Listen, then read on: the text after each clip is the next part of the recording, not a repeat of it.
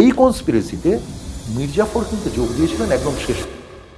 বঙ্গভঙ্গ আন্দোলন হচ্ছে, দুই সম্প্রদায়ের মানুষকে যদি এক করতে হয় তাহলে বাঙালির একটা হিরোর প্রয়োজন ছিল। সিরাজকে হচ্ছে দেশপ্রেমিক এবং মির্জাফরকে হচ্ছে খলনায়ক হিসেবে প্রতিষ্ঠা করে। প্রথম অংশে কিন্তু ক্লাইভকে পিছু উঠত। শিকারবাড়ি থেকে ও যখন সমুদ্র সমান সেনা দেখলো, আর তখনও ওয়াটসনকে বলেছিল যে কোনো রকমে হচ্ছে রাত অব্দি আমাদের টিকে থাকতে হবে, সন্ধ্যে নামলে আমরা পালিয়ে যাবো।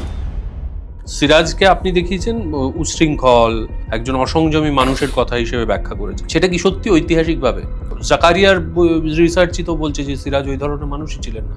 সেই সময় বহু দলিল দস্তাবেজে লেখা আছে। সিয়ারুল মুতাক্ষরিন যে বইটার কথা বলছি, একদম আকর গ্রন্থ, সেই আকর গ্রন্থটাকেও আমি আবার উড়িয়ে দেবো কিভাবে? বিদ্যাসাগরের লেখক আমি উড়িয়ে দেবো কিভাবে? তাহলে কি আপনি বলতে চাইছেন যে মির্জাফর দেশপ্রেমিক ছিলেন? না, আমি এই কথাটা বলছি না। আবার এটাও বলছি না যে মির্জাফর দেশদ্রোহী ছিলেন। ইংরেজ বুঝতে পারে যে ফরাসিরা বাংলা বাণিজ্যিকভাবে অধিকার করতে পারে, তাহলে কি করতে হবে? আমাদের রাজনৈতিকভাবে হচ্ছে বাংলা অধিকার করতে হবে। এবং এই বুদ্ধিটা সম্ভবত ক্লাইভের মধ্যে মাথায় ঢুকিয়েছিলেন একজন বাঙালি লোক, তিনি হচ্ছেন সুতানুটির নবকৃষ্ণ। এই যে তোষাখানা খোলা হয়েছিল, এই যে ভাগাভাগি হয়েছিল, তাতে কি নবকৃষ্ণদেব কোনো ভাগ পেয়েছিলেন? অবশ্যই ভাগ পেয়েছিল। মজার ব্যাপার, ক্লাইভ পরবর্তীকাল কিন্তু স্বীকার করতে বাধ্য হয়েছিল।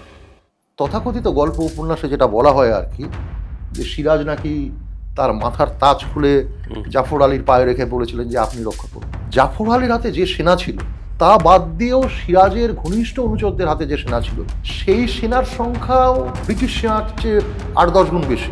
সুতরাং মির্জাফরের পায়ে ওর তাজ রাখার কোনো বিষয় ছিল না। তাহলে তাজ কেন? তাজ কিন্তু সিরাজ খুলেছিল।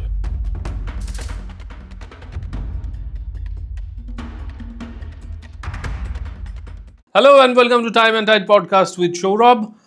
রিসেন্টলি একটা খুব মজার ঘটনা ঘটেছে। এসআইআর এর ফলে আমাদের মির্জাফরের বংশের একজন বংশধরের নাম নাকি কাটা পড়েছে। তো সেই খবরটা শোনার পর থেকেই আমার মনে হচ্ছিল বাংলার ইতিহাসের কলঙ্কিত নায়ক বা কলঙ্কিত খলনায়ক যিনি, সেই মির্জাফরকে নিয়ে যদি একটা পর্ব তৈরি করা যায় তাহলে কেমন হয়। তো সৌভাগ্যবশত আমার সঙ্গে আজকে এমন একজন মানুষ এসে উপস্থিত হয়েছেন যিনি এই বিষয়টা নিয়ে, মানে এই চরিত্রটিকে নিয়ে প্রচুর পড়াশোনা এবং গবেষণা করেছেন, এবং তিনি একটি বই লিখেছেন যে বইটির নাম জাফরগঞ্জ, বাংলার শূন্য সিংহাসনের 5 রাত। আজকে আমার অতিথি হিমাদ্রি কিশোর দাশগুপ্ত। হিমাদ্রিদা, ওয়েলকাম টু দ্য শো। নমস্কার। আচ্ছা, আমাদের প্রত্যেকেরই মোটামুটি আপামর বাঙালির একটা ধারণা আছে, সেটা হচ্ছে মির্জাফর মানে হচ্ছে একেবারে বিশ্বাসঘাতক, যে বাংলার শেষ স্বাধীন নবাব সিরাজদৌল্লাকে ষড়যন্ত্র করে হারিয়ে দিয়েছিল পলাশীর প্রান্তরে, এবং তার ষড়যন্ত্রের ফলেই সিরাজ প্রাণ হারান, তাও তার ছেলের হাতে। এই পুরো বিষয়টা নিয়ে আমরা আজকের পডকাস্টের এপিসোডটাকে সাজাতে চাইছি, প্রকৃত ইতিহাসটাকে অনুসন্ধান করতে চাইছি। মানে যদি এরকম ধরে নেওয়া যায় যে এই মুহূর্তে আমার তোমার মধ্যে মির্জাফর কুর্সিতে এসে উপস্থিত হলেন এবং তুমি তাকে বললে যে আপনি বিশ্বাসঘাতক।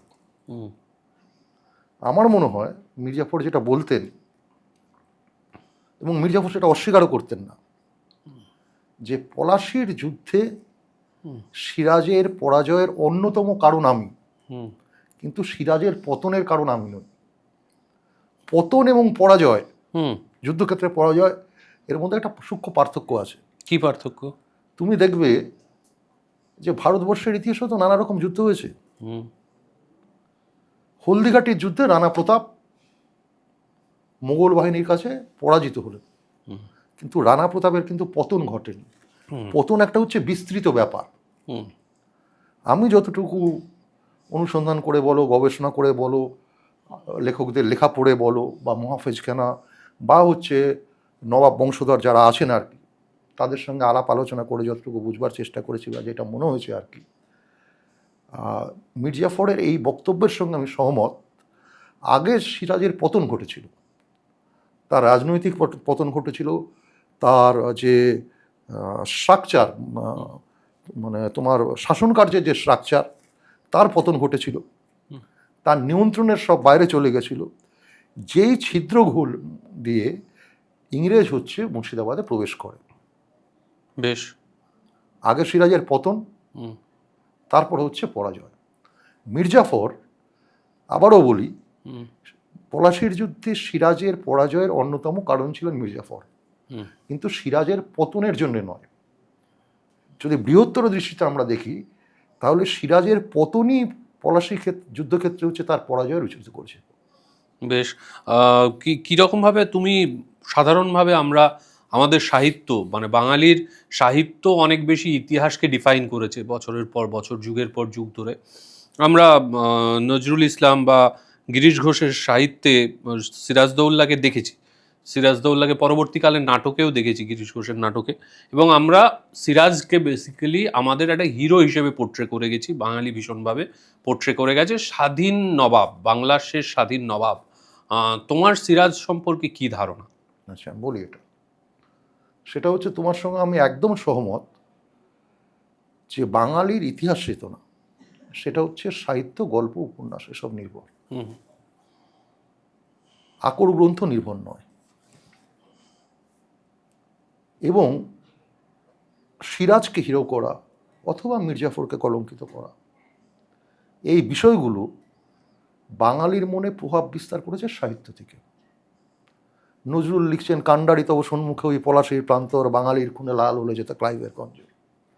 মজার কথা হচ্ছে সিরাজ, মির্জাফর, মীর কাসিম, জগৎ শেঠ, উমিচাঁদ, রায়বল্লভ, রায়দুর্লভ, ঘসিটে বেগম, এরা কেউই বাঙালি ছিলেন না। বাংলা হয়তো কেউ বুঝতে পারতেন, কিন্তু এরা একবর্ণ বাংলা লিখতে বা বলতে পারতেন না। সেই সময় হচ্ছে নবাবী মানে সরকারি কাজকর্মের ভাষা ছিল হচ্ছে ফার্সি, এবং এরা নিজেদের মধ্যেও অধিকাংশ সময় হচ্ছে এরা ফার্সি ভাষায় কথা বলতো। হ্যাঁ, এবং পলাশীর যুদ্ধে যদি তুমি সিরাজ বাহিনী দেখো আর কি, সেখানে হয়তো হাতে গোনা নগণ্য কয়েকজন ছিলেন যারা হচ্ছে বাংলা ভাষাভাষী মানুষ।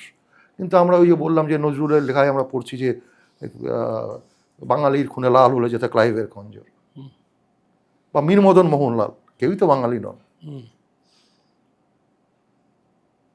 তুমি গিরিশ ঘোষের নাটকের কথা বললে, এই নাটকটি 1905 সালে উনি লেখেন। অনেকে বলেন যে এই নাটক নাকি তাকে লিখতে অনুপ্রাণিত করেছিলেন স্বয়ং রবীন্দ্রনাথ, কারণ হচ্ছে তখন বঙ্গভঙ্গ আন্দোলন হচ্ছে। দুই সম্প্রদায়ের মানুষকে যদি এক করতে হয় তাহলে বাঙালির একটা হিরোর প্রয়োজন ছিল।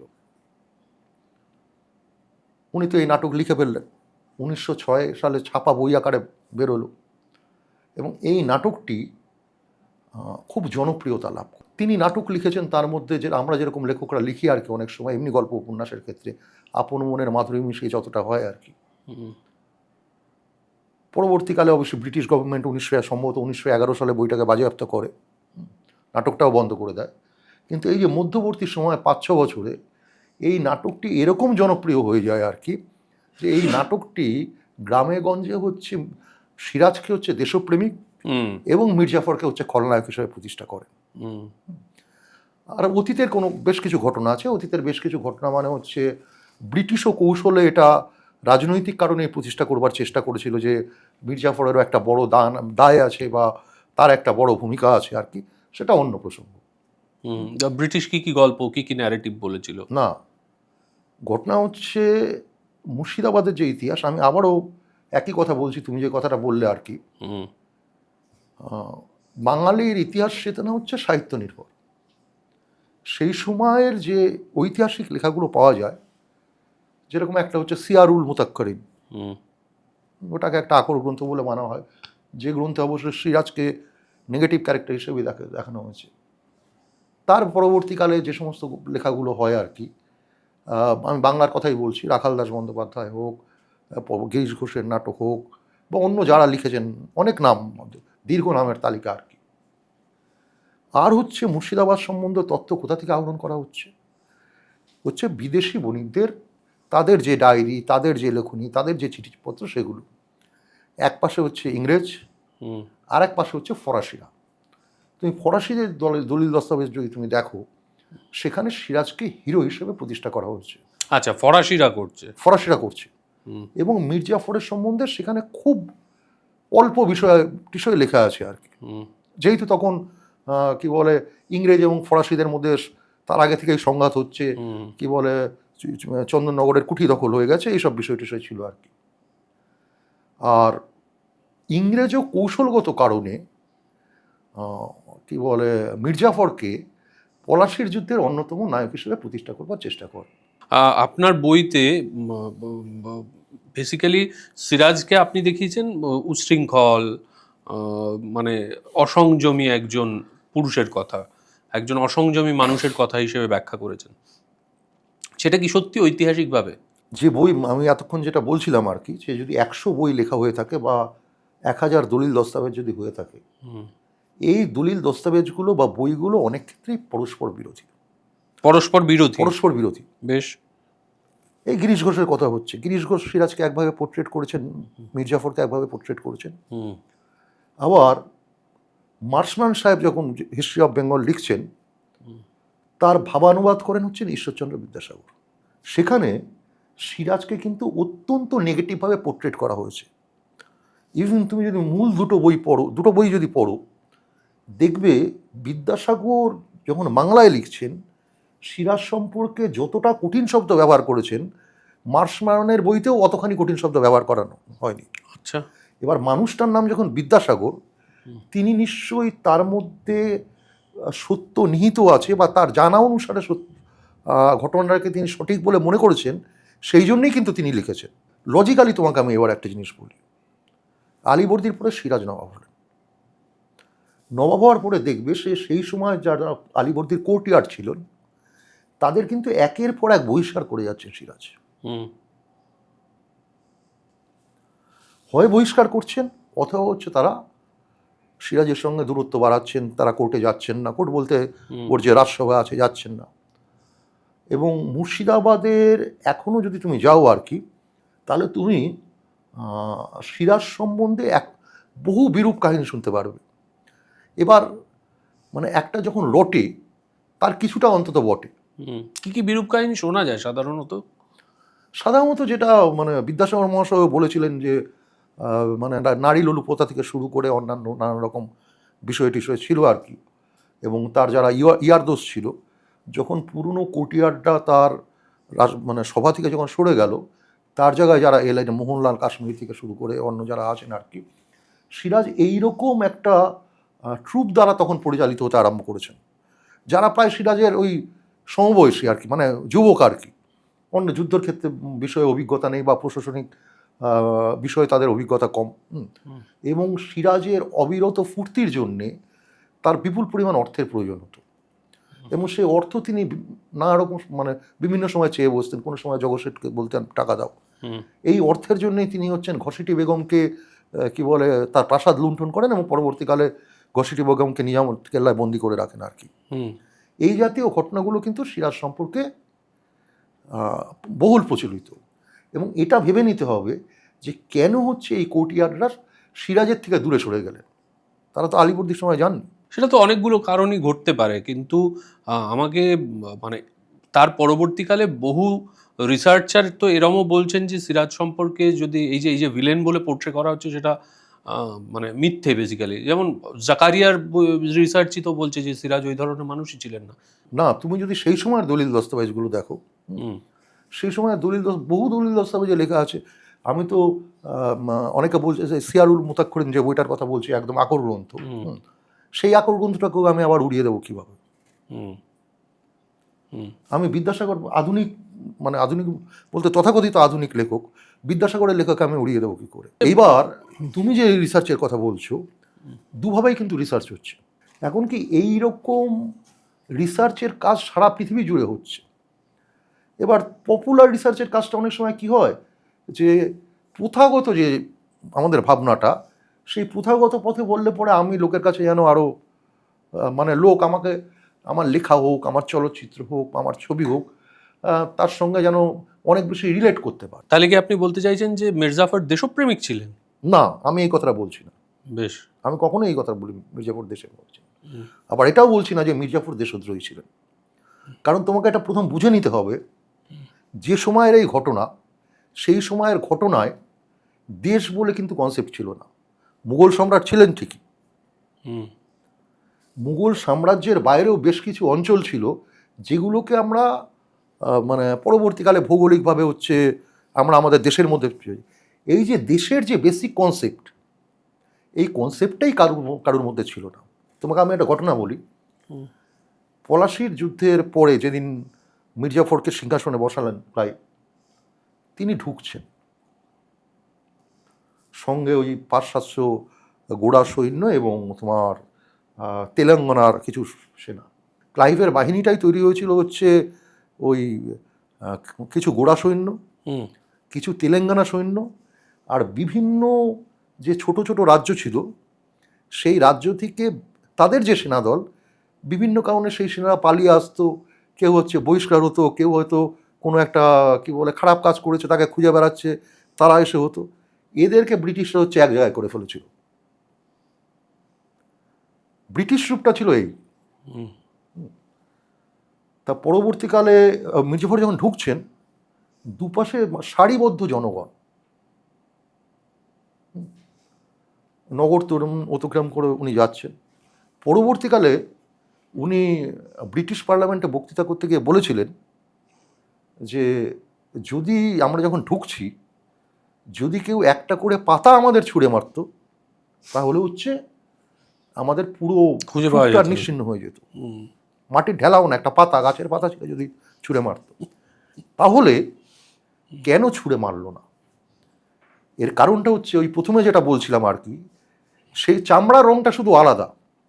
ওখানের যে স্থানীয় মানুষ, বাংলার যে বাঙালি, মুর্শিদাবাদের যে আদি বাঙালি, তাদের কাছে মির্জাফরও যা ছিলেন, তাদের কাছে জগৎ শেঠও তাই ছিলেন, তাদের কাছে ক্লাইভও তাই ছিলেন, তাদের কাছে হচ্ছে ফরাসি সেনাপতি সাফরও তাই ছিলেন। সবাই হচ্ছে ভিনদেশী। তারা শুধু এইটুকু চাইতো, যেটা এখনো সাধারণ মানুষ চায়, রুটি কাপড়া মকানের নিরাপত্তা, একটু খেয়ে পড়ে শান্তিতে বাঁচবো। কে নবাব হচ্ছে, কে কি হচ্ছে না হচ্ছে, সেটা আমাদের ওর মধ্যে আমাদের ঢুকে আমাদের দরকার নেই। তার মানে সাধারণ মানুষ সেভাবে বদার্ড ছিল না এই পুরো কনস্পিরেসিটা নিয়ে, বলতে চাইছি? না না না না, আমার তাই মনে হয়েছে। তাহলে এই কনস্পিরেসিটা ঘটলো কেন? এবার এই কনস্পিরেসিটা ঘটলো কেন? সেটা হচ্ছে সিরাজ কলকাতা আক্রমণ করলেন, পরবর্তীকালে আবার কলকাতা পুনরুদ্ধার হলো। কিন্তু চন্দননগরের ফরাসিদের প্রতি সিরাজ ঝুঁকেছিলেন। সিরাজের সঙ্গে যে চুক্তি হয় ব্রিটিশদের আর কি, উভয় পক্ষই সেই চুক্তি থেকে কিছুটা সরে এসেছিল। ইংরেজ বুঝতে পারে যে ফরাসিরা বাংলা বাণিজ্যিকভাবে অধিকার করতে পারে, তাহলে কি করতে হবে? এক হচ্ছে শুধু ফরাসি দুর্গ বাংলা হবে না, আমাদের রাজনৈতিকভাবে হচ্ছে বাংলা অধিকার করতে হবে। এবং এই বুদ্ধিটা সম্ভবত ক্লাইভের মধ্যে মাথায় ঢুকিয়েছিলেন একজন বাঙালি লোক, তিনি হচ্ছেন সুতানুটির নবকৃষ্ণ, যিনি ক্লাইভের মুন্সি ছিলেন। ভদ্রলোকের বেশ কিছু গুণ ছিল। কিরম গুণ? সেই সময় রাজদরবারে, মানে রাজদরবার বলতে আমি মুর্শিদাবাদের নবাব দরবারের কথা বলছি, ফার্সিতে হচ্ছে সমস্ত কাজ পরিচালিত হতো। নবকৃষ্ণ নামের এই ভদ্রলোক, যিনি পলাশির যুদ্ধের লুণ্ঠনের একটা মোটা অংশের ভাগ পরবর্তীকালে পেয়েছিলেন, এই ভদ্রলোকের গুণ হচ্ছে তিনি 7-8টা ভাষা জানতেন।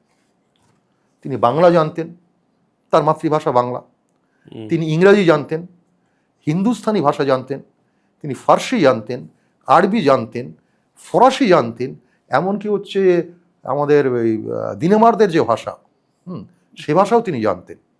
তখন যে কাজগুলো হতো, যদি দলিল দস্তাবেজগুলো তুমি যদি দেখো আর কি, যে দলিল দস্তাবেজগুলোর সঙ্গে ব্রিটিশদের সঙ্গে মুর্শিদাবাদ নবাব পরিবারের হচ্ছে, সেই দলিল দস্তাবেজগুলো কীরকম হতো? তার একটা অংশ থাকতো হচ্ছে ফার্সিতে লেখা দলিলের মধ্যে, আর একটা অংশ হচ্ছে ইংরাজিতে লেখা। ফার্সিতে ওদের পাঠ করে শোনানো হতো, আর ইংরাজিতে তো তার ইংরাজিটা এরা করে রেখে দিয়েছে। এবার পারস্পরিক যদি বিশ্বাসযোগ্যতা থাকতো তাহলে দুপক্ষই সই করে দিত। প্রথম ক্লাইভের মাথায় যখন এই মানে কথিত আছে যে নবকৃষ্ণ এই বুদ্ধিটা দেন আর কি, তখন একটা পরিকল্পনা রচিত হয়। এইটার দায়িত্ব ক্লাইভ প্রথম এটা নিয়ে আলোচনা করেন হচ্ছে আমাদের পলাশির বাণিজ্য কুঠির, মানে কাশেমবাজার বাণিজ্য কুঠির যে অধিকর্তা ছিলেন আর কি, তার সাথে। তিনি আবার নিয়োগ করেন হচ্ছে আরেকজন ব্যক্তিকে, তিনিও কলকাতার লোক, যদিও বাঙালি নয়। হুম, মানে বাণিজ্য কুটির ফরাসি ব্রিটিশ বাণিজ্য কুটির ওয়াটসন আর কি, তিনি নিযুক্ত করছেন উমিচাঁদকে। আচ্ছা। উমিচাঁদ হচ্ছে সোডা, গন্ধক এবং লবণের কারবারি ছিল। সেই সময় তার 57টি গোবিন্দপুর এই অঞ্চলে 5-6টা বড় বাড়ি ছিল, এবং এই বাণিজ্যিক সূত্রে তার মুর্শিদাবাদে যাওয়া আসা ছিল। ইংরেজ বাণিজ্য কুটির এজেন্ট হয়ে প্রথম কাজ করতে আরম্ভ করেন হচ্ছে উমিচাঁদ। এবং উমিচাঁদ যেহেতু দরবারে যেতেন, এই যে কোর্টিয়ার যারা আছেন, জগৎ শেঠ থেকে আরম্ভ করে অন্য লতিফ খান এরা যারা আছেন আর কি, এদের প্রত্যেকের সঙ্গে হচ্ছে উমিচাঁদের ব্যক্তিগত পরিচিতি ছিল।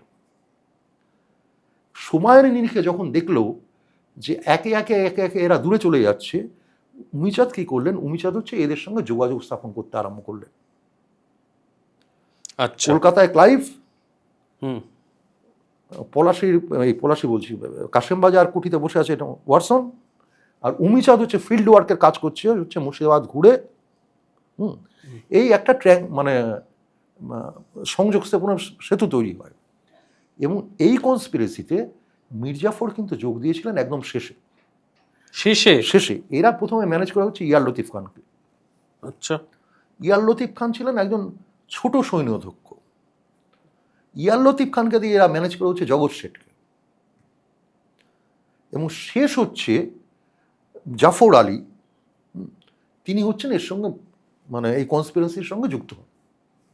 সেই শেষ সভাটা জগৎ শেঠের বাড়িতে হয়েছিল, এবং শোনা যায় যে হচ্ছে কি বলে ওয়াটসন হচ্ছে বোরখা পরে জগৎ শেঠের বাড়িতে গেছিলেন। আচ্ছা। এক প্রকার আমার যেটা মনে হয়েছে যে মির্জাফর বিশ্বাসঘাতকতা নয়, মির্জাফর এই যুদ্ধে নিরপেক্ষ ছিলেন। আমি আবারও বলছি, নিরপেক্ষ শব্দটা ব্যবহার করছি, কিন্তু কারণটা আমি পরে আসছি। সেটা হচ্ছে একমাত্র তার নিজের নিরাপত্তার স্বার্থে। তার নিজের নিরাপত্তার স্বার্থে। আচ্ছা। কিরকম নিরাপত্তা? সিরাজ মির্জাফরকে সিপাহী সালার পদ থেকে অপসারণ করলেন। আচ্ছা, সরিয়ে দিয়েছিলেন। শুধু সরালেন না, যেহেতু মির্জাফরের নিজের হাতে প্রচুর সংখ্যায় সৈন্য ছিল আর কি, সিরাজ মনে করলেন, এবং এটা বাস্তব, যে একমাত্র জাফর আলী যদি ইংরেজদের সঙ্গে মিলিত হয় তাহলেই সে আমাকে উৎখাত করতে পারবে, সুতরাং তাকে চাপে রাখো। তিনি কি করলেন? জাফরাগঞ্জ প্রাসাদ, মুর্শিদাবাদ গেলে দেখবে একটা দেউড়ি টাপ রয়েছে শুধু, সেই জাফরাগঞ্জ প্রাসাদে তিনি তখন থাকছেন। তার সামনে হচ্ছে কামান বসিয়ে দিলেন জাফরাগঞ্জ প্রাসাদ ত্যাগ করিয়ে। আচ্ছা। এবং এটা শুধুমাত্র মির্জাফরের কাছে থ্রেট ছিল না, এটাই মির্জাফর তুমুলভাবে অসম্মানিতও হয়েছিল। এটা গেল একটা পার্ট। এবার বারবার তার কাছে চাপ আসছে। উনি বুঝে গেছেন যে জগৎ শেঠ, লতিফ খান, অন্য যারা আছেন আর কি, এরা একজোট হয়ে গেছেন, এবং এরা ইংরেজের সঙ্গে যোগাযোগ করছেন। এরা মূলত একটা সময় এই যোগাযোগের নেতৃত্ব হচ্ছে আমাদের শেঠ ভাই, এরা দুজন নেন আর কি, স্বরূপচাঁদ এবং তার ভাই যিনি আছেন, এরাই নেন। একটা দ্বন্দ্বে পড়ে গেলেন জাফর। দ্বন্দ্বটা হচ্ছে, যদি এই রকম হয়, সত্যি এরা সিরাজের পতন ঘটিয়ে ফেলল, আমি যদি নিশ্চুপ থাকি, তাহলে এরা তখন হচ্ছে এসে আমার ওপরে রিভেঞ্জ নেবে। কারণটা হচ্ছে একই, ইংরেজের ক্ষেত্রে হচ্ছে মির্জাফর একটা থ্রেট, কারণ হচ্ছে ওর হাতে সৈন্যবাহিনী আছে। গেল। দ্বিতীয় হচ্ছে, দেখো একটা জিনিস, পলাশির যুদ্ধ হল, গল্প উপন্যাসে এগুলো বলা থাকে যে মির্জাফরের সঙ্গে ট্রিটি হয়েছিল যে আমরা ক্ষমতায় এলে পরে ব্রিটিশরা যদি যুদ্ধে যেতে, পলাশি জিততে, তাহলে তোমাকে নবাবের সিংহাসনে বসানো হবে।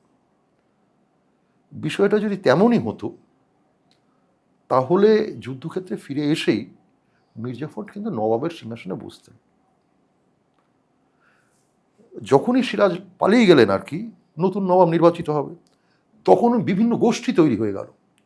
এদিকে ঘসিটি বেগম মুক্তি পেয়ে গেলেন, তিনি আছেন, তার সঙ্গে আছে হচ্ছে মহারাজা কৃষ্ণচন্দ্র রায়, তার যে দেওয়ান ছিলেন তিনি আছেন। কৃষ্ণচন্দ্র আবার একটা মানে খুব অদ্ভুত চালাক মানুষ ছিলেন। মানে এই কনস্পিরেসি যখন হচ্ছে, উনি বললেন আমি যোগ দিচ্ছি তোমাদের সঙ্গে।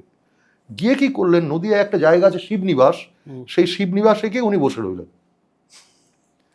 যখন পলাশির যুদ্ধে সিরাজের পরাজয় ঘটল, তারপরে হচ্ছে তাও তিনি নিজে গেলেন না, তিনি পাঠালেন হচ্ছে তার মন্ত্রীকে বা নায়েবকে পাঠালেন, মানে ওই নতুন নবাবকে নির্বাচিত হবে তার সেখানে ভোট কাস্ট করার জন্য। পলাশির যুদ্ধের আগে 10-15 দিন আগে যখন ক্লাইভ কি বলে কানলা পৌঁছালেন, প্রথমে কানলা পৌঁছাবার পরে তিনি কাটোয়ার মাটির দুর্গ দখল করলেন। আচ্ছা। এবং সেটা মানে প্রায় রক্তপাতহীনভাবেই দখল করলেন। সিরাজের যারা লোকজন ছিল ওই ক্লাইভের সেনা টেনা দেখে পালিয়ে গেলেন। সেই সময় থেকে ক্লাইভ একের পর এক চিঠি দিয়ে যাচ্ছে মির্জাফরকে, চিঠি পাঠাচ্ছে গোপনে, যে তুমি আমাদের সঙ্গে আসো, আমরা কাটোয়া থেকে পলাশির দিকে যাব, আমাদের এই কম্বাইন্ড ফোর্স সিরাজের ফোর্সকে ফিনিশ করবে। এবং প্রতিটা চিঠির উত্তরেই মির্জাফর বলছেন যে তোমার সঙ্গে আমার পলাশির যুদ্ধক্ষেত্রেই দেখা হবে, ব্যাটলফিল্ডেই দেখা হবে। যখন পলাশির যুদ্ধ শেষ হতে চলেছে এবং মানে ঘটনাটা কি ঘটলো, যখন মির্জাফর ওর ডাকে যখন সাড়া দিচ্ছে না, তখন ক্লাইভ একটা সভা বসালো। সেখানে ওয়াটসন আছে, কি বলে স্ক্র্যাপটন আছে, তারপরে আরও যারা ছিলেন কি বলে আয়ারকুট, মেজর আয়ারকুট, এরা সব আছেন। সেই সভায় হচ্ছে যে কি করা যায়। সেই সভায় ক্লাইভ কিন্তু বলেছিলেন যে আমরা কুইট করে যাই। কিন্তু মজার ব্যাপার, অন্য যারা ছিলেন তারা বলল যে না, যখন আমরা এসে যা হওয়ার হবে। তারা যুদ্ধের সপক্ষে মত দিলেন। আচ্ছা। এবং ভোটাভুটি হয় তাতে। ওদিকে মির্জাফরকে পত্র দিচ্ছে, মির্জাফর শুধু একই কথা লিখে যাচ্ছে যে তোমার সঙ্গে আমাদের পলাশির মাঠে দেখা হবে। মানে ওর অ্যালিজেন্সটা তখনও শিওর নয়, ও ফেভারে থাকবে না এগেইনস্টে থাকবে, শিওর নয়, কোনো অবস্থায় শিওর নয়। এবং পলাশির যুদ্ধে যখন সিরাজ মানে শেষ বিকেলে যখন কি বলে মীর মদন মারা গেলেন যখন, এবং সিরাজ উটের পিঠে চেপে যুদ্ধক্ষেত্র ত্যাগ করলো, সেনারা পালাচ্ছে এবং ব্রিটিশরা বুঝতে পারলো যে আমরা জিতে গেছি আর কি, তখন ক্লাইভের নির্দেশে মির্জাফরের যে তাঁবু, সেই তাঁবু লক্ষ্য করে গোলা ছোড়া হয় এবং তাতে 3 জন সেনা মারা যায়। ক্লাইভ বলছি তোমার মির্জাফরের সেনা মারা যায়, কারণ ওরা বুঝতে পারছে না যে এরপর মির্জাফর অ্যাটাক করবে কিনা আমাদের। আচ্ছা, ওকে।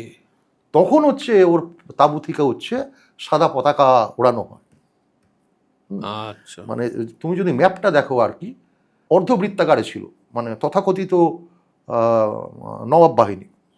এক অংশে ছিল হচ্ছে মির্জাফর, তারপরে ছিল হচ্ছে রায়দুল্লভ, তারপরে ছিল ইয়ার লতিফ খান, এবং একদম শেষে ছিল হচ্ছে সিরাজের তাঁবু। মানে সিরাজের তাঁবুটা প্রায় ব্যাটলফিল্ডের বাইরে। আর আমরা তথাকথিত পলাশির ময়দান বলি। পলাশির ময়দান বলতে আমাদের চোখে যেটা মনে হয় আর কি, যে একটা উন্মুক্ত ভূমি। আদব্যিকে কিন্তু সেই সময় সেটা ছিল না। এটা কিন্তু সবার লেখাই আছে, মানে এটা মুতাক্কারিনেও আছে, এটা ইংরেজদের লেখাও আছে, এটা ফরাসিদের লেখাও আছে। জায়গাটা কীরকম ছিল, জায়গাটার একটা অংশ হচ্ছে আম বাগান, এবং সেটাকে লক্ষ বাগ বলতো। মানে কথিত আছে নাকি 1 লক্ষ আম গাছ ছিল, হয়তো 1 লক্ষ আম গাছ ছিল না, কিন্তু 5-10 হাজার গাছের হয়তো জঙ্গল ছিল। সেইখানে একটা শিকার বাড়ি ছিল, এবং টাওয়ারের মতন আর কি, যেখানে হচ্ছে রাজপুরুষরা শিকার খেলতে যেতেন। তার যে সামনের যে অংশটা, সেই সামনের অংশটায় পুকুর ছিল কোনো অংশে, মানে ডোবা মতন। কোন অংশে হচ্ছে ছোট ছোট টিলা ছিল, কোনো জায়গার হচ্ছে জঙ্গলাকাণ্ড ছিল। একদম পরিষ্কার মাঠ বলতে যেটা বোঝায় সেটা কিন্তু ছিল না। যে অংশটুকু ছিল সে অংশটুকু আবার ঘাসহীন, তার মানে বৃষ্টি হলে পরে দ্রুত কর্দমাক্ত হয়ে যাবে। ক্লাইভ এসে আশ্রয় নিয়েছিলেন হচ্ছে ওই শিকার বাড়িতে। ওর পজিটিভ দিকটা যেটা হয়ে গেছিল সেটা হচ্ছে ওই শিকার বাড়ির টাওয়ারে উঠে ক্লাইভ কিন্তু পুরো ব্যাটলফিল্ডটা দেখতে পাচ্ছিলেন, যেটা হচ্ছে এরা দেখতে পাচ্ছিলেন না। তবে এদের পজিটিভনেস কে ছিল, এদের পজিটিভনেস ছিল হচ্ছে, যেহেতু বললাম যে ছোট ছোট মাটির ঢিপি বা অমুক তমুক ছিল আর কি, এর আড়ালে হচ্ছে আবার নবাবের সেনারা আত্মগোপন করে থাকতে পারতো। বিশেষত তো স্যাফরের নেতৃত্বে যে ফরাসি গোলন্দাজ বাহিনী এসেছিলেন, মানে যারা পলাশির যুদ্ধে অ্যাকচুয়ালি সিরাজের পক্ষ হয়ে যুদ্ধটা করেছিল, মানে সোজা কথায় বললে পরে ওরাই যুদ্ধটা করেছিল যতটুকু করা। তারা ওই জায়গাগুলোতে তারা অবস্থান নিয়েছিলেন। ফলে প্রথম আড়াল থেকে ওরা গোলা দাগছিল। এরা যে গোলাগুলো দাগছিল সেগুলো কিন্তু ওদের হয় মাথার ওপর দিয়ে গিয়ে পড়ছিল, ওপর দিয়ে চলে যাচ্ছিল, অথবা যেটা হচ্ছিল সেটা হচ্ছে ওই ছোট ছোট মাটির ঢিপি বা স্তূপগুলোর মধ্যে আটকে যাচ্ছিল। যে কোনো প্রথম অংশে কিন্তু ক্লাইভকে পিছু উঠতে হয়। যে আগেই যদি সব ঠিকঠাক হয়ে থাকে তাহলে কিন্তু ক্লাইভের যে ক্লাইভ সে কিন্তু হচ্ছে জাফরের তাঁবুতে কামান দাগতেন না। এটা ব্রিটিশরা লিখেছেন, এটা ফরাসিরাও লিখেছেন, এবং সিয়ারুল মুতাক্কিরিনেও এটা আছে। প্রায় সব দিক দিয়ে এটা মিলে যাচ্ছে। এই যে গোলা দাগার যে বিষয়টা হচ্ছিল, সেদিন কি বৃষ্টি হয়েছিল? ভোর পলাশির 23শে জুন।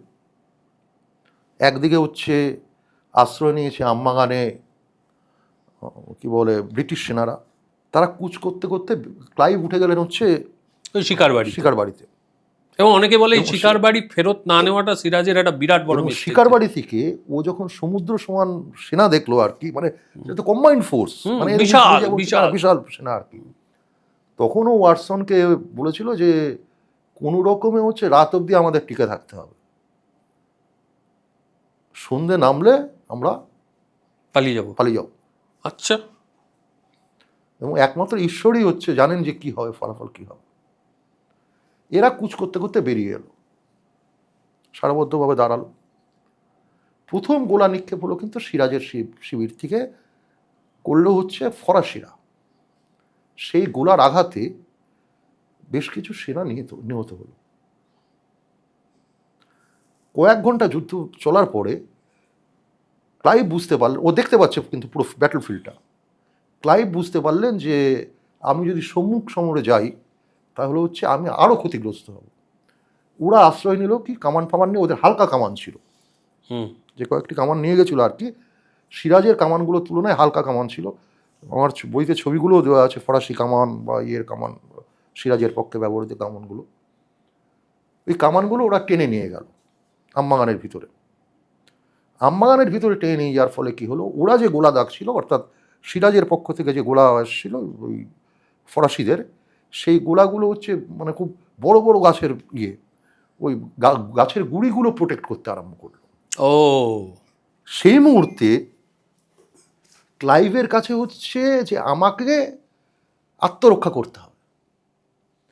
কিন্তু ঘটনাচক্রে কি হলো, একটু বেলার দিকে হঠাৎ আকাশ কালো করে এলো, মুষলধারে বৃষ্টি নামলো। মানে এরম বৃষ্টি উভয় পক্ষের সেনা এপক্ষের সেনা উপক্ষকে দেখতে পাচ্ছে না, অপক্ষের সেনা এপক্ষকে দেখতে পাচ্ছে না। এই বৃষ্টি প্রায় 1 ঘন্টা ধরে চলল। মধ্যের যে ফাঁকা জমিটা, সেই জমিটা পুরো কর্দমাক্ত জমিতে পরিণত হলো। এটা হলো এক।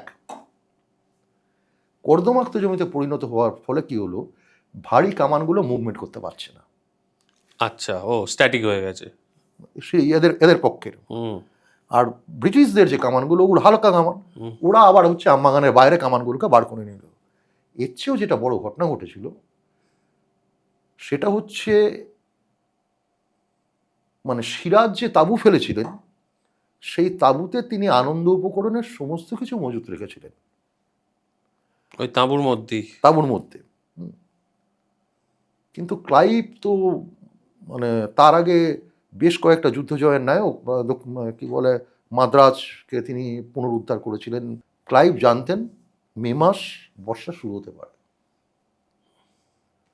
ক্লাইভের তাঁবুতে কিন্তু কোনো জৌলুস ছিল না, কিন্তু ক্লাইভ বুদ্ধি করে বেশ কিছু ত্রিপল নিয়ে এসেছিলেন। আচ্ছা, যখনই বৃষ্টি আরম্ভ হয় তখন হচ্ছে কামান এবং বারুদগুলো তিনি ত্রিপল দিয়ে ঢেকে দেন। আর ওই তুমুল বর্ষণের মধ্যে সিরাজের কামান ভিজতে থাকে এবং বারুদও ভিজে যায় আর কি। ফলে কামানগুলো হচ্ছে ইনঅ্যাক্টিভ হয়ে যায়। এরপরে যেটা হয়, এরপরে হচ্ছে সিরাজের যে বাহিনী আর কি, এরা হচ্ছে পদাতিক বাহিনী যুদ্ধ করতে আসে, এদের কামানগুলো তো তখন চালু হয়ে গেছে। এরা ফায়ার করতে আরম্ভ করে এবং সেই ফায়ারে হচ্ছে মীরমদনের মৃত্যু হয়। মীরমদনের মৃত্যু হওয়ার পরেই ঘটনাক্রম পাল্টে যায়। সিরাজ তার অন্য যারা সেনাপতি আছে সেই সেনাপতিদের ডেকে পাঠান, একটা মিটিং বসে। সেই মিটিংয়ে তথাকথিত গল্প উপন্যাসে যেটা বলা হয় আর কি, যে সিরাজ নাকি তার মাথার তাজ খুলে জাফর আলীর পায়ে রেখে বলেছিলেন যে আপনি রক্ষা করুন আমাদের। জাফর আলীর হাতে যে সেনা ছিল, জাফর আলী, ইয়ার লতিফ এবং রায়দুল্লাহ, তাদের নিয়ন্ত্রণাধীন যে সেনা ছিল, তা বাদ দিয়েও সিরাজের ঘনিষ্ঠ অনুচরদের হাতে যে সেনা ছিল, মোহনলাল এবং অন্যান্যদের, মীরমদন মারা গেলেন, সেই সেনার সংখ্যাও ব্রিটিশ সেনার চেয়ে 8-10 গুণ বেশি। সুতরাং মির্জাফরের পায়ে ওর তাজ রাখার কোনো বিষয় ছিল না। আচ্ছা, এটা হচ্ছে এক। তাহলে তাজ কেন খুলেছিলেন? তাজ কিন্তু সিরাজ খুলেছিলেন। তাজ খুলেছিলেন আবার সেই কি বলে, মোগল আর রাজপুতদের যুদ্ধে ফিরে যায়। একটা কাহিনী আছে, মনে থাকবে তোমার, যে রানা প্রতাপকে বাঁচাবার জন্য ওরা সেনাপতি নিজে মাথায় উষ্ণিস পড়ে নিয়েছিলেন, যাতে ওকে রানা প্রতাপ ভেবে হচ্ছে ওর পশ্চাৎ ধাবন করে আর রানা প্রতাপকে নিয়ে চেতক পালিয়ে যেতে পারে। এক্ষেত্রেও সিরাজ সেই পন্থাটাই নিয়েছিলেন এবং উনি সাধারণত উট কিন্তু ব্যবহার করতো না, হাতি ব্যবহার করতো, ঘোড়া ব্যবহার করতো, উট ব্যবহার করতো না। কামান টানার একটি উট, সেই উটের ওপর চড়ে বসেন এবং যেন ওকে আইডেন্টিফাই না করতে পারে, ওই তাজ থাকলে পরে আইডেন্টিফাই করে ফেলবে। ও, যখনই সিরাজ কুইট করলেন তখনই হচ্ছে এদিকে মীরমদন মারা গেছেন, মোহনলাল ভ্যানিশ হয়ে গেল যুদ্ধক্ষেত্র থেকে।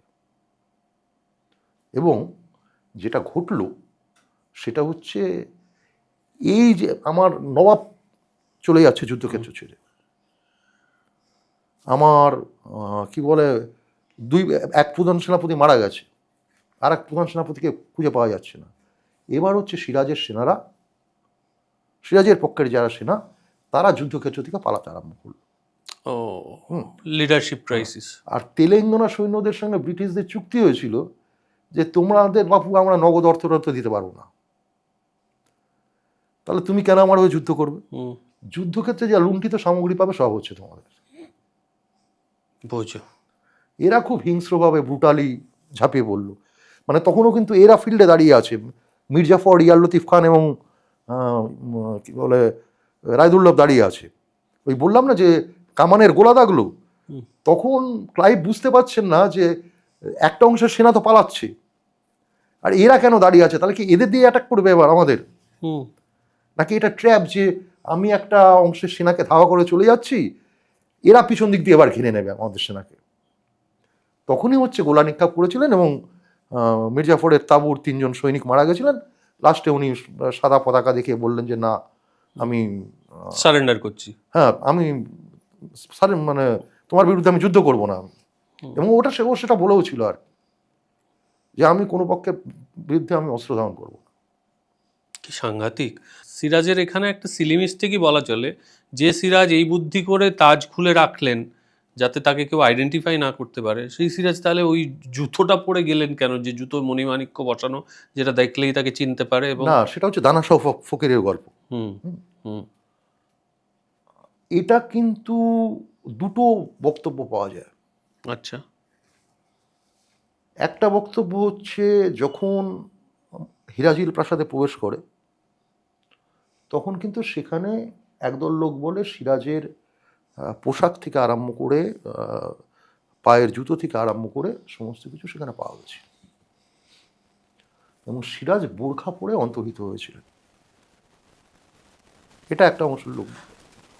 এবং সিরাজকে কিভাবে চেনা গেছিল সেটা হচ্ছে মুর্শিদাবাদের সেই সময় যে কজন হচ্ছে খুব লম্বা লোক ছিলেন তাদের মধ্যে সিরাজ হচ্ছেন একজন। আচ্ছা, ওর হাইট প্রায় 6.5 ফুট ছিল। তা যখন ও নৌকা এবার খুঁজে বেড়াচ্ছে, তো ব্রিটিশরা খুঁজছে, এদিকে হচ্ছে মীর কাসিম খুঁজছে, মীর কাসিমকে দায়িত্ব দিয়েছে এরা আবার, খুঁজছে। মানে একটা দল যাচ্ছে নৌকা করে, এবং সেই নৌকা করে গিয়ে হচ্ছে তারা নদীর পাড়ে এসে উঠল। ওরা প্রথমে সন্দেহ প্রকাশ করেছিল যে সাধারণত তো মহিলাদের হাইট 6.5 ফুট হয় না, না, ওই বোরখা পরা মহিলাদের মধ্যে একজনের হাইট ওই রকম 6.5 ফুট। আচ্ছা, ফলে এটা কিন্তু দুখানা তত্ত্ব পাওয়া যায়। হ্যাঁ। একটা চলতি গল্পের মধ্যে আমরা পড়ি, এটা বরং অনেক বেশি কনভিন্সিং, কারণ যে লোকটার এই বুদ্ধিটা আছে যে তাজ পরবো না, সে জুতোটা পরে থাকবে মণিমাণিক্য খচিত। মুর্শিদাবাদের মজাটা কি হচ্ছে জানো তো, মুর্শিদাবাদে তুমি যদি ঘুরতে যাও হুম, তাহলে দেখবে যে প্রায় সবাই গাইড। তুমি যে জগৎ শেঠের বাড়িটা এখন গেলে পরে জগৎ শেঠের বাড়ি বলে দেখায় আর কি, এই যে মানে যারা কনস্পিরেসির মধ্যে ছিলেন, স্বরূপ চাঁদ এবং তার ভাতা আর কি, হুম, এই বাড়িটা তাদের প্রপার্টি ছিল ঠিকই, কিন্তু যে অবস্থায় দেখছো সেটা তাদের পরবর্তী বংশধররা অনেক পরে তৈরি করেন। জগৎ শেঠের যে প্রাসাদ ছিল, সেই প্রাসাদ হচ্ছে ভাগীরথীর একদম গায়ে ছিল। ওই জায়গাটা মানে তুমি যদি যাও মহিমাপুরে, ওই জায়গাটা একটা টার্ন নিচ্ছে।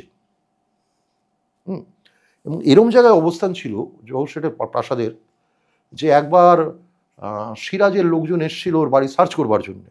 ও যা কাগজপত্র ছিল আর কি, ও হচ্ছে জানলা দিয়ে ফেলে দেয়। জানলা দিয়ে ফেলে দেয় তার অর্থ হচ্ছে এই নিশ্চয়ই জানলা সংলগ্ন ভাগীরথী ছিল, সেই জন্য ভাগীরথীর জলে ওইসব লোহার ফিয়ে বাটখারা ফাটখারা বেঁধেও ছুঁড়ে ফেলে দেয়। এবং আমার তো মনে হয় যে সিরাজের পরাজয় যুদ্ধক্ষেত্রে পলাশির, এর জন্য সবচেয়ে মানে এপক্ষের মানে যারা সিরাজ মানে বিরুদ্ধে যারা কনস্পিরেসি করেছে, সেখানে হচ্ছে সবচেয়ে বড় ভূমিকা ছিল হচ্ছে জগৎ শেঠের। কারণ জগৎ শেঠরা প্রায় তার 60-70 বছর আগে থেকেই বা 100 বছর আগে থেকে বলা যেতে পারে যে মুর্শিদাবাদের রাজনীতির অন্যতম হত্যাকর্তা হয়ে গেছিল। এই যে আমরা বলি না যে বাংলার নবাব সিরাজউদ্দৌলা ছিল, এখানেও কিন্তু অনেকে একটা প্রশ্ন করেন। তখনও কিন্তু মুঘল সম্রাটের, তিনি নখদন্তহীন হলে পড়েও মুঘল সম্রাটরা, তারা রাজা, জায়গিরদার, তালুকদার বা নবাব হিসেবে তারা স্বীকৃতি প্রদান করতেন, মানে ফরমান দিতেন আর কি। এবং তখন তো ক্ষয়িষ্ণু মুঘল সাম্রাজ্য, এবং সেটা ইউজুয়ালি টাকার বিনিময় হতো। টাকা, যে টাকা দেবে সেটা। তখনও ঘুষ তোলা দুটোই চলতো। ইভেন আলীবর্দীর ক্ষেত্রেও, আলীবর্দীর ক্ষেত্রেও সেটারাই হচ্ছে টাকা দিয়ে হচ্ছে নবাবের ফরমান কিনে নিয়ে এসেছিল। কিন্তু সিরাজের ক্ষেত্রে তারা কি করেছিল, সিরাজের ক্ষেত্রে তারা ফরমানটা এনে দিয়েছিল শওকত জংয়ের নামে। শওকত জংয়ের নামে, সেটাও ঘুষের বিনিময়। যে কারণে হচ্ছে শওকত জং হচ্ছে সিরাজের বিরুদ্ধে যুদ্ধ ঘোষণা করে, বা সিরাজ শওকত জংয়ের বিরুদ্ধে যুদ্ধ ঘোষণা করে এবং শওকত জংকে হত্যা করে। আচ্ছা, নবাবী ফরমান বলতে যদি বোঝায়, এবং সেটা কিন্তু স্বীকৃত ছিল, ঘুষের হলে পরেও সেটা স্বীকৃত, কিন্তু যে নবাব আমাকে ফরমান দিয়েছে, মানে ওটা একদম ভ্যালিড মানে আমাদের এই আধুনিক দেশে যেরকম যে যতক্ষণ হয়তো পার্লামেন্টে একটা বিল পাস হলো, কিন্তু হচ্ছে আনুষ্ঠানিকভাবে যতক্ষণ না রাষ্ট্রপতি তাদের সই করছে সেটা আইনে পরিণত হচ্ছে না, ব্যাপারটা ওই রকম ছিল অনেকটা। আর সেক্ষেত্রেও কিন্তু অনেকে প্রশ্ন তোলেন যে সিরাজ নবাব ছিলেন না জবরদখলকারী ছিলেন মুর্শিদাবাদের সিংহাসনে। আচ্ছা, আপনার মত কি? না, দু ধরনের বিষয় আছে। যদি আমি এরকম এটা দেখি আর কি, প্রচলিত প্রথা হলে পরে হচ্ছে আলীবর্দী তাকে টুপ করে বসিয়ে দিয়েছিলেন, তার এর কোনো বৈধতা ছিল না। আর যদি সনাতন ভারতীয় রীতি যদি তুমি দেখো আর কি, যদিও সেটা হিন্দু রাজাদের ক্ষেত্রেই বেশি প্রচলিত ছিল, যে নির্বাচন পরবর্তী সম্রাট কে হবে বা রাজা কে হবে সেটা, বা জমিদার কে হবে সেটা নির্বাচন করার আগের যিনি ছিলেন তিনি নির্বাচন করে যেতেন। তাই সেক্ষেত্রে তো ভ্যালিডই, যদি দাদু নাতিকে বসিয়ে দেয় তাহলে তো ঠিকই আছে, বংশ পরম্পরা। না, সেটা হচ্ছে বংশ পরম্পরা। কিন্তু তুমি যদি সেই সময়ের যে রাজনৈতিক স্ট্রাকচার দেখো আর কি, সেটা হচ্ছে, আমি যদি ধরে নেই যে আকবরের সময়কালটাকে আমি ধরছি এই কারণে, তার আগে কয়েকজন মুঘল সম্রাট রাজত্ব করেছেন, তার পরবর্তীকালে কয়েকজন মুঘল সম্রাট রাজত্ব করেছেন, আকবরই সাম্রাজ্যটা সবচেয়ে বেশি বিস্তার করেছিলেন। সেই ভৌগোলিক নিরিখে যদি আমি ভারতবর্ষ বলে কল্পনা করি কোনো কিছু, মানে সেই সময় থেকে বা তার আগে থেকেই কিন্তু এই যে জায়গিরদার, এই যে জমিদার, এই যে কে নবাব হচ্ছেন, বা কে ট্যাক্স কালেক্টর হচ্ছেন, এগুলো কিন্তু সবই হচ্ছে নবাবের মানে নবাবী ফরমানের নির্ধারিত তো। হ্যাঁ, মানে নবাবের ফরমানটাই শেষ কথা। হ্যাঁ, আমি সে নখদন্তহীন কিন্তু আলীবর্দীর ক্ষেত্রেও আনতে হয়েছিল কেন? ঠিক কথা। আলীবর্দীর তো যুদ্ধ জয় করলেন। মানে তুমি আমার দ্বারা অ্যাপয়েন্টেড, এটার মানে এই নয় ওটা তোমার বংশানুক্রমিক অধিকার হয়ে গেল। আলীবর্দীও তো যুদ্ধ জয় করেছিলেন। ঠিক ঠিক। তাহলে আলীবর্দীকে কেন ফরমান নিয়ে আসতে হয়েছিল যে আমি নবাব বলে? জগৎ শেঠরা যেটা করেছিল, স্বরূপচাঁদ যেটা করেছিলেন, ওই টাকা পয়সা খাইয়ে সম্ভবত তখন কি বলে আমাদের ঔরঙ্গজেবের নাতি সিংহাসনে আছেন আর কি, ফরমানটা বের করে এনে দিয়েছিলেন শওকত জামান। এটাও যে শোনা যায়, আপনি যে আপনার বইতে 5 দিন মোটামুটি এটা ফাঁকা ছিল, মসনদ ফাঁকা ছিল। হিস্টোরিয়ানরা তো এটাও বলছেন যে মির্জাফর আসলে প্রচুর উপঢৌকন দেবেন বলে প্রমিস করেছিলেন ব্রিটিশদের। তিনি তখনকার দিনের 1.77 কোটি টাকা দেওয়ার প্রমিস করেছিলেন, কিন্তু তখন তিনি জানতেন না যে কোষাগারের খুব ভাঁড়েমা ভবানী অবস্থা, এবং সিংহাসনে বসার পর কোষাগার থেকে তিনি মাত্র 15 লক্ষ টাকা পান। বিষয় যেটা হয়েছিল, ট্রিটি যেটা হয়, সেই ট্রিটিতে কিন্তু কে নবাব হবে সেটা হয়নি। আচ্ছা। ট্রিটিটার মূল বিষয় ছিল যদি পতন ঘটাতে পারে সিরাজের, মানে পতন বলছি যুদ্ধক্ষেত্রে পরাজয় ঘটাতে পারে, আবারও বলছি পতন সিরাজের অনেক আগেই ঘটে গেছিল, পরাজয় যদি হয় তাহলে হচ্ছে যে সম্পদ পাওয়া যাবে, একটা হচ্ছে রাজকোষের সম্পদ, আর একটা হচ্ছে সিরাজের ব্যক্তিগত সম্পদ। তার পরিমাণও কিন্তু কম নয় কিন্তু। এবং সিরাজ নবাব হওয়ার পর গঙ্গার এপার মানে পশ্চিম পাড়, আমরা এখন মুর্শিদাবাদ বলতে যেটা বুঝি আর কি, সেখান থেকে কিন্তু পূর্ব দিকে মানে হিরাজিলে তার কোর্টটা ট্রান্সফার করে নিয়ে গেছিলেন, এবং একই সঙ্গে রাজকোষ, এবং তিনি যেহেতু ওখানে থাকতেন তার ব্যক্তিগত ধনসম্পদ ওখানে করা। এই সম্পদ কিভাবে ভাগ হবে তা হচ্ছে সিরাজ বিরোধী শিবিরের মধ্যে ঠিক করা হয়। আচ্ছা। সে আমরা এরকম 100 টাকা পেলে তুমি 20 টাকা, আমি 10 টাকা, পদমর্যাদা অনুসারে। এর মধ্যে একটা মজার ঘটনা ঘটেছিল, সেটা হচ্ছে যুদ্ধ যখন হবে এরকম আর কি, মানে দুপক্ষেই বুঝে গেছে যুদ্ধ হচ্ছে, তখন ওই যে উমিচাঁদ যাকে প্রথম নিয়োগ করা হয়েছিল, সেই উমিচাঁদ ক্লাইভের কাছে গিয়ে উপস্থিত হয়। ক্লাইভকে উমিচাঁদ বলে যে পুরো স্ট্রাকচারটা আমি বানিয়ে দিয়েছি, তুমি আমাকে বলেছ যে মাত্র 8% আমি পাবো লুণ্ঠিত সম্পদের, আমাকে 3 ভাগের 1 ভাগ দিতে হবে। বাবা, 3 ভাগের 1 ভাগ দিতে হবে, নইলে হচ্ছে আমি এইটা ফাঁস করে দেবো। মেরেছে হলো, ক্লাইভ পড়ে গেলেন বিপদে, অন্যরাও পড়ে গেলেন বিপদে। সেই আবার ফিরে আসছি বুদ্ধিমান বলার চেয়ে আমার যেটা মনে হয় ইংরেজিতে কানিং বলে একটা শব্দ আছে, যাকে বলা হচ্ছে ধূর্ত। নবকৃষ্ণই উদ্ধার করলেন ক্লাইভকে তিনি বললেন আমরা 2টো দলিল প্রস্তুত করি, একটা দলিলের মধ্যে লেখা থাকবে হচ্ছে উমিচাঁদকে 1/3 দেওয়া হবে, আর একটা দলিলের মধ্যে লেখা থাকবে যে উমিচাঁদকে 1 পয়সাও দেওয়া হবে না, ও যখন এটা করছে আর আমাদের ব্ল্যাকমেলিং করছে। এবং ঘটনাটাও তাই হয়েছিল। এবং কী হলো, সবাই সই করলো ওর মধ্যে। উমিচাঁদকে যে দলিলটা পড়ে শোনানো হলো, সেই দলিলটার মধ্যে হচ্ছে 1/3। এটা নিয়ে আবার অন্যদের মধ্যে ক্ষোভও তৈরি হয়ে গেল, মানে জগৎ শেঠ, জাফর আলী ফালি এর মধ্যে ক্ষোভও তৈরি হয়ে গেছে যে কী হলো ব্যাপারটা। আর আরেকটা যে দলিল, সেটার মধ্যে লেখা ছিল উমিচাঁদের কোনো প্রাপ্যই নেই। একটা দলিল পড়ে শোনানো হলো, 2টো কপি, একটা কপি থাকবে হচ্ছে ইয়ের কাছে, ব্রিটিশদের কাছে, আর একটা কপি থাকবে হচ্ছে উমিচাঁদের কাছে না, মানে এই জগৎ শেঠ এদের কাছে।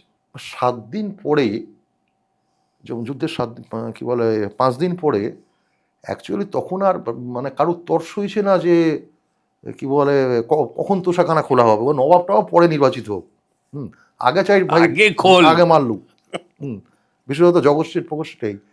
এবং এর ক্ষেত্রেও একই ঘটনা ঘটেছিল কিন্তু, মানে ক্লাইভের ক্ষেত্রেও যখন ওরা হিরাজিল প্রাসাদে গেলেন, তোষাখানার দরজার সামনে দাঁড়ালেন, ক্লাইভ নবকৃষ্ণকে বললো যে নবকৃষ্ণ, সবাই তো ঢুকতে পারবে না, শুধু যাদের অধিকার আছে, যাদের প্রাপ্য আছে তারাই ঢুকতে পারবে, আর তুমি তালিকাটা পড়ো। নবকৃষ্ণ তালিকা পড়ে ফেললেন। তার মধ্যে জগৎ শেঠ আছে, তার মধ্যে জাফর আলী আছেন, তার মধ্যে ইয়ার লতিফ খান আছেন, তার মধ্যে ঘসিটি বেগমের প্রতিনিধি আছে, একমাত্র নাম নেই হচ্ছে উমিচাঁদ। এবার উমিচাঁদের সঙ্গে সবচেয়ে ভালো রিলেশন হচ্ছে ওয়াটসনের। তো উমিচাঁদ ওয়াটসনকে বলছে যে ওয়াটসন কি বলে, তুমি দেখো মনে হয় ভালো করে পড়তে ভুলে গেছো। তো ক্লাইভ তাকালেন ওয়াটসনের দিকে।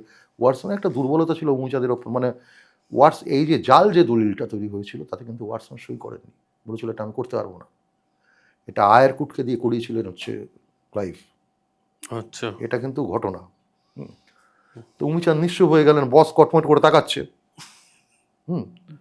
এবং উমিচাঁদ বলছি মানে ওয়াটসন নিঃস্ব হয়ে গেলেন। তখন হচ্ছে এই পকেট থেকে ওই জাল দলিলটা, একটা সাদা কাগজের ছিল, একটা লাল কাগজের ছিল।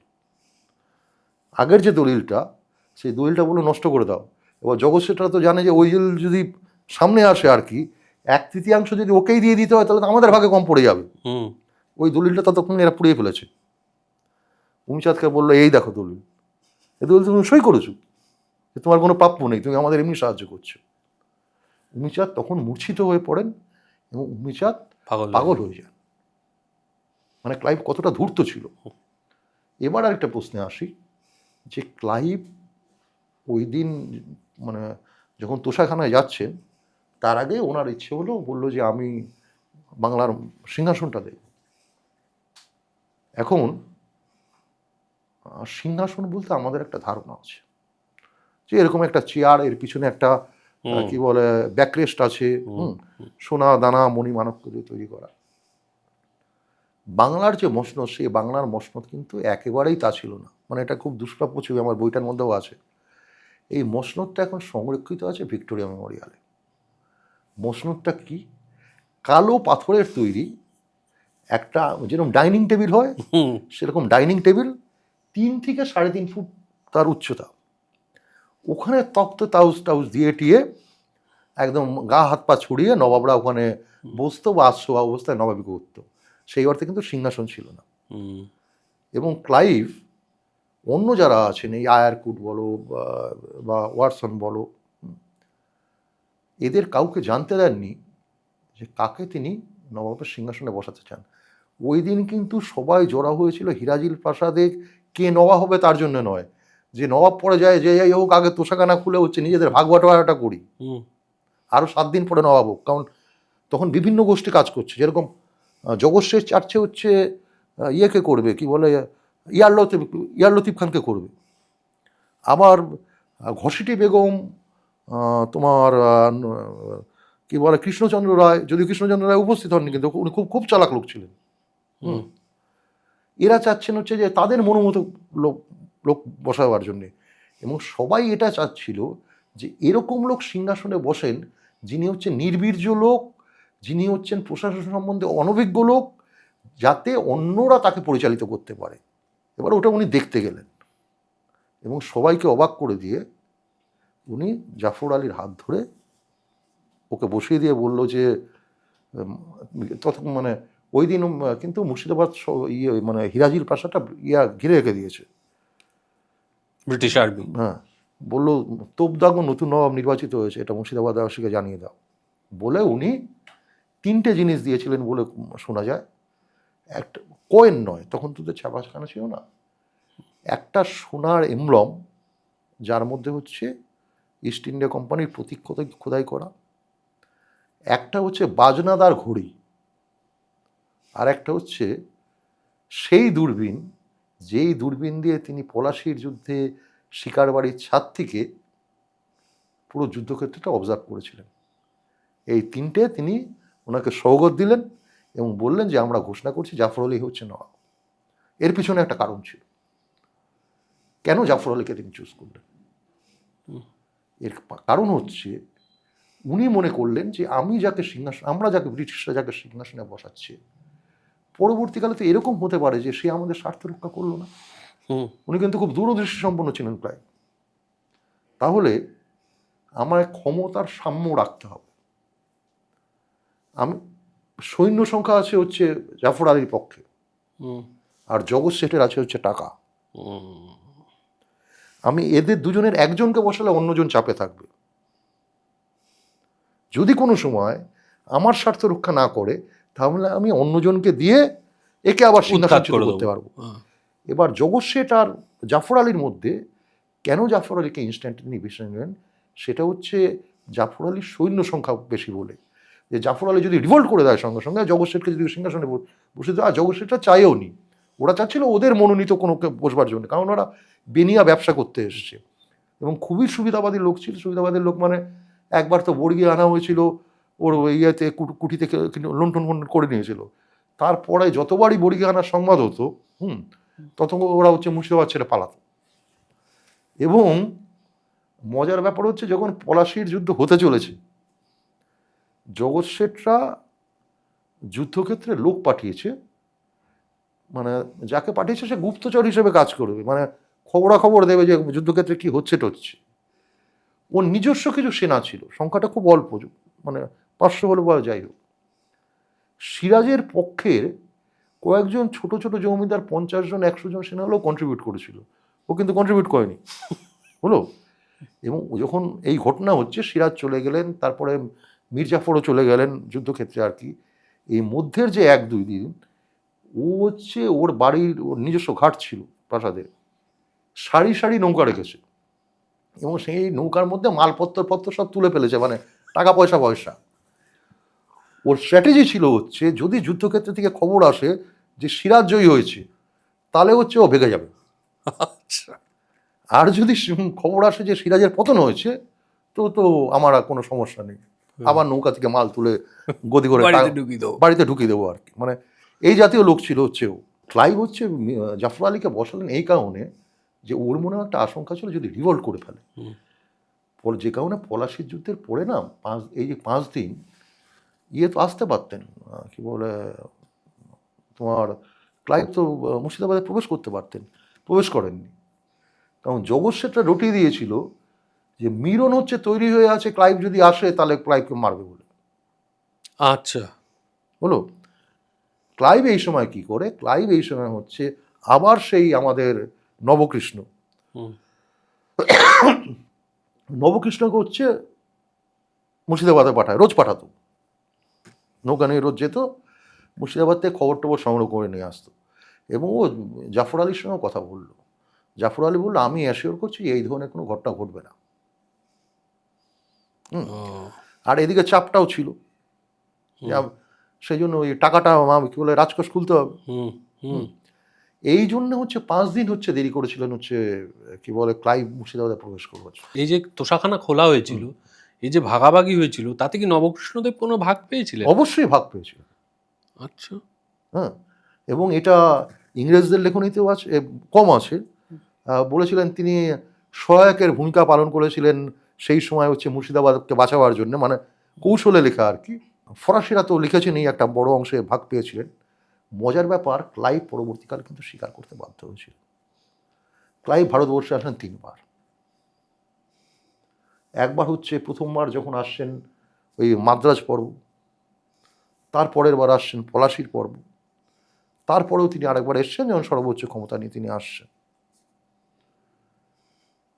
শেষবার যখন তিনি দেশে ফেরেন, প্রথমবার যখন তিনি দেশে ফিরছেন, তখন তিনি রাজকীয় সম্বর্ধনা পেয়েছিলেন। যখন পলাশির যুদ্ধে জয় করে দেশে ফিরছেন, তখনও তিনি রাজকীয় সম্বর্ধনা পেয়েছিলেন, প্রচুর মানুষ এসে জাহাজঘাটায় ভিড় করেছিলেন। শেষবার কিন্তু ক্লাইভ যখন তখন কি বলে আইনসভার সদস্য হয়েছে, ক্লাইভের বিরুদ্ধে একটা অংশ তারা হচ্ছে অভিযোগ তুলল যে ক্লাইভ হিসেব বহির্ভূত সম্পত্তির মালিক, তার যে পাওনা ছিল ইস্ট ইন্ডিয়া কোম্পানির থেকে তার চেয়ে তিনি বেশি এনজয় করেছেন, এবং তিনি একটা বড় অংশ তিনি হচ্ছে আত্মসাৎ করেছেন। তখন ক্লাইভ একটা তালিকা দেয়, সেই তালিকার মধ্যে কিন্তু একটি মোটা অংশ কথা বলে যে অংশটা তাকে নবকৃষ্ণ দেবকে দিতে হয়েছিল, এবং এটা কিন্তু রেকর্ডেড। ও তাই নাকি? হ্যাঁ, ওকে তো হিসেব দেখাতে হচ্ছে। এই যে 5 দিন যে সময় হয়েছিল 5 দিন সময় পাওয়ার পর মির্জাফর সিংহাসনে ফাইনালি অধিষ্ঠিত হয়েছিলেন, তারপর তো আবার তাকে উৎখাত করে দেওয়া হ্যাঁ, হয়েছিল। তাকে উৎখাত করতে হলো হচ্ছে ব্রিটিশদের লাগাতার যে অর্থনৈতিক দাবি।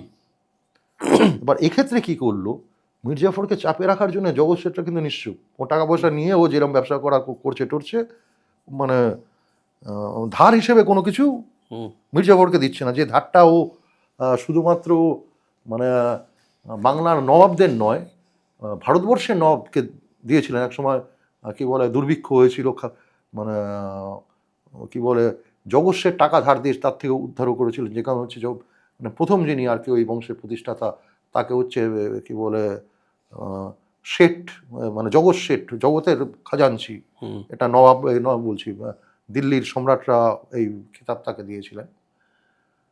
তা এরা নিশ্চুপ হয়ে গেল যে আমরা ভাই টাকা পয়সা বসে দিতে পারবো না। ঘটনা যেটা ঘটলো সেটা হচ্ছে মির্জাফরের শক্তিটা যেটা ছিল সেটা হচ্ছে সেনাবাহিনী। ও এরকম পরিস্থিতিতে পড়লো যে ও নিজস্ব সেনাবাহিনীর বেতনও দিতে পারলো না। এটা কয়েক মাস চলার পরে যে প্রধান দুজন সৈন্যাধ্যক্ষর আন্ডারে ছিল তারা হচ্ছে রিভোল্ট করলো, ক্রমশ নিস্তেজ হতে হতে আরম্ভ করলো। এবং যখন একেবারেই নিস্তেজ হয়ে গেল, সেই সুযোগটাকে কাজে লাগিয়ে আবার মীর কাসিমকে ইংরেজের সিংহাসনে বসে রাজা করে দিল। ওকে ও করে দিল। তার পরবর্তীকালে আবার মীর কাসিম আবার বক্সারের যুদ্ধ হলো, যুদ্ধ হলো, আবার আবার ওকে প্রতিষ্ঠা করা হলো। কিন্তু ততদিনে মির্জাফর বোধহয় নেশা টেশা আফিম টাফিমে একদম ডুবে গিয়ে শেষ হ্যাঁ, পর্যায়ে মানে চলে সে গেছে। একদম যে শেষ যে অংশটা, এবং মধ্যে কিছুদিন কলকাতায় এসেও থাকলেন আর কি।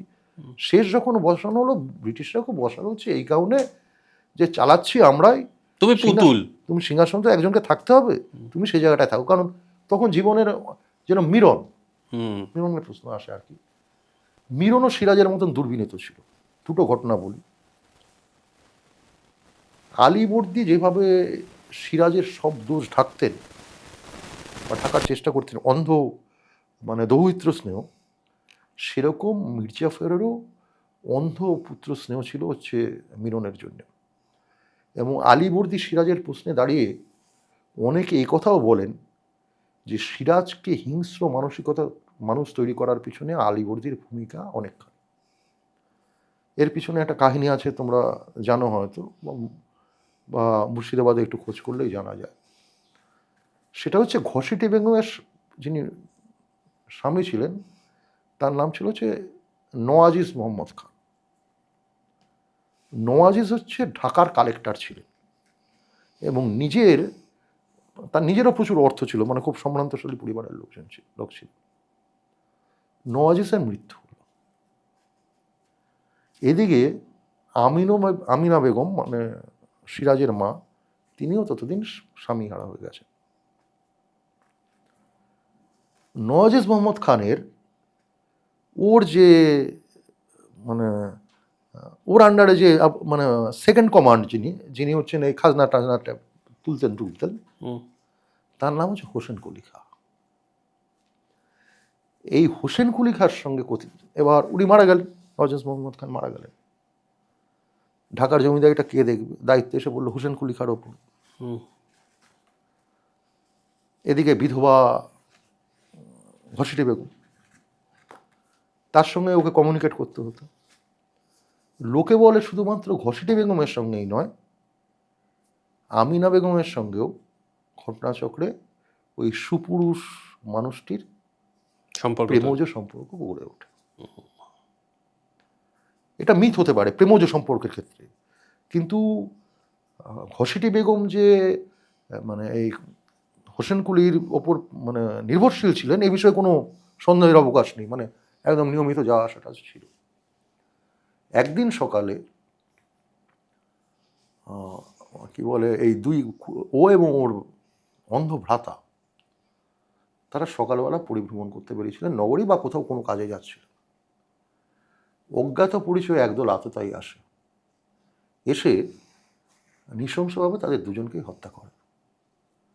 আমি ধরে নিলাম ঘসিটির বেগমকে হত্যা করা হলো, ঠিক রাজনৈতিক কারণ আছে। ক্রমশ ঘসিটি বেগমের কর্তৃত্ব বাড়ছে তখন, আলীবর্দী জীবিত কিন্তু তখন। হুম। সিরাজের বয়স তখন মাত্র হয়তো 13-14 বছর এরকম হবে। এটা মনে করা হয় পারিবারিক কলঙ্ক মোচনের জন্যে আলীবর্দী এবং তার স্ত্রী তাদের প্ররোচনায় সিরাজ তাদের অনুচরদের দিয়ে এই হত্যাকাণ্ড সংগঠিত করে। কাকে মেরেছিলেন? কাসেরি বেগমের যে প্রেমিক তাকে? প্রেমিক এবং তার অন্ধ ভাই। এবং সে নাকি মানে জনশ্রুতি, সে নাকি অভিশাপ দিয়েছিল যে আমি এরকম অন্ধ মানুষ, আমাকে তোরা যেরকম টুকরো টুকরো করে কাটছিস, সেরকম যে তোদের পাঠিয়েছে তাকেও একদিন এরকম টুকরো টুকরো করে কাটা হবে। যেটা মিরান পরবর্তীকালে ঘটনাচক্রে যেটা হলো আর কি, সিরাজের মৃত্যুর পরে তাকে খণ্ড বিখণ্ড করে হাতির পিঠে চাপিয়ে ঘোরানো হয়েছিল। এবং পরবর্তীকালে তারপর ইংরেজরাও যদিও কি বলে হাতির পিঠের থেকে নামিয়ে সেলাই টেলাই করে দফনের ব্যবস্থা করে টরে। সিরাজের জীবনের যে সমস্ত কলঙ্কিত কাহিনী, তার মধ্যে কিন্তু অন্যতম প্রধান হচ্ছে কুলি ভাইদের হত্যাকাণ্ড। এবং কুলি ভাইরা হচ্ছে মুর্শিদাবাদে খুব পপুলার ছিলেন। একদিকে তারা ধার্মিক ছিলেন, মিষ্টভাষী ছিলেন, এবং ওরা ঠিক মুর্শিদাবাদের অ্যাডমিনিস্ট্রেশনের সঙ্গে অতটা যুক্ত ছিলেন না, ঢাকার আর কি। সিরাজের ক্ষেত্রে আলীবর্দীর ভূমিকা এবং মিরনের ক্ষেত্রে জাফর আলীর ভূমিকা ছিল। এবং দুজনেই প্রায় একই গোত্রেরই ছিল। Thank you so much. আজকের মতো পর্ব এখানেই শেষ করছি। আসলে ইতিহাসের পাতায় ডুব দিলে কখন যে শেষ হবে, কোথায় যে তল পাবো বোঝা যায় না। অসম্ভব ধন্যবাদ আপনাকে এতটা সময় আমাদের দেওয়ার জন্য। এবং আপনাদের যদি এই কাহিনী আরও ডিটেলে জানতে হয় তাহলে হিমাদ্রিদার যে বইটা জাফরগঞ্জ বাংলার শূন্য সিংহাসনের 5 রাত, এটা আপনারা সংগ্রহ করতে পারেন। হ্যাঁ, দেশ থেকে বেরিয়েছে এই বইটা, নতুন এর প্রচ্ছদ হয়েছে, এটা সংগ্রহ করে অবশ্যই পড়তে পারেন। কেমন লাগলো আজকের এপিসোড অবশ্যই কমেন্ট করে জানান, একটু লাইক করুন এবং অবশ্যই সাবস্ক্রাইব করুন, কারণ আপনাদের সাবস্ক্রিপশনের মাধ্যমেই আমরা এমন একটা জায়গায় পৌঁছতে পারি যার মাধ্যমে আমরা অ্যাপ্রোচ করলে বড় বড় মানুষরা আমাদের কাছে এসে এপিসোড করতে রাজি হন। সবাই খুব ভালো থাকবেন, দেখা হচ্ছে আগামী সপ্তাহে।